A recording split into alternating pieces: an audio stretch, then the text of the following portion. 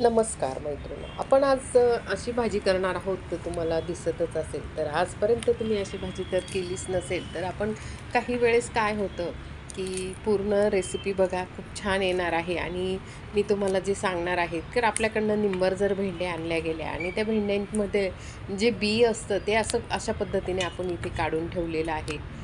बघा असं बी काढून घेतलेलं आहे आणि थोड्या निंबर भेंड्या म्हणजे जास्त मोठ्या-मोठ्या भेंड्या होत्या आणि त्याच्यासाठी आपण भेंड्यांचं बी आहे त्याची छान अशी चटणी, झटपट अशी चटणी करणार आहोत. साहित्य घेतलेलं आहे तुमच्या पुढे. तर ह्या ठिकाणी आता आपण कढईमध्ये तेल टाकून घेतलेलं आहे. तेल टाकल्यानंतर तर इथे कांदा छान गुलाबी होईस्तोवर परतून घेणार आहोत आपण.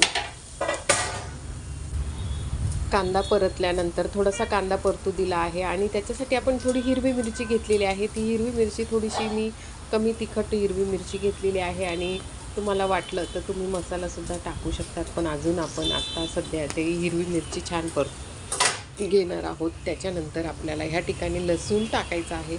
लसूणसुद्धा बारीक तुकडे करून टाकलेले आहे आपण. हे बघा असे लसणाचे सुद्धा असे बारीक तुकडे करून आणि आपण इथे तर तुम्हाला वाटलं तर कांडूनसुद्धा तुम्ही लसूण टाकू शकता. लसूण कांदा परतल्यानंतर आपण इथे जे भेंडीची जे मधले बी होते तर ते आपण इथे परतून घेणार आहोत. त्याच्यानंतर इथे थोडासा मी लाल मसाला तिखटपणा यावं म्हणून लाल मसाला टाकलेला आहे. त्याच्यानंतर आपण थोडे 2 चमचे शेंगदाण्याचं कूट टाकलेलं आहे आणि हळद टाकलेली आहे. तुम्हाला जे मसाले टाकायचे ते आणि इथे शेंगदाण्याचं परत थोडंसं वाटला तर कूट टाकून घेतलेलं आहे आणि असं 5-1 मिनटं असं परतून घेतलेलं आहे आणि परतल्यानंतर इथे कोथिंबीर टाकलेली आहे आणि तुम्हाला थोडंसं वाफवून द्यायचं आहे. त्याच्यासाठी तुम्ही थोडंसं हातामध्ये थोडं पाणी घेऊन आणि थोडं त्याच्यामध्ये शिंपडायचं आहे म्हणजे ते वाफले जातील. हे बघा असं ग्लासात थोडंसं पाणी घेतलं आणि थोडं वाफवून घेणार आहोत आणि अशा पद्धतीने आपण इथे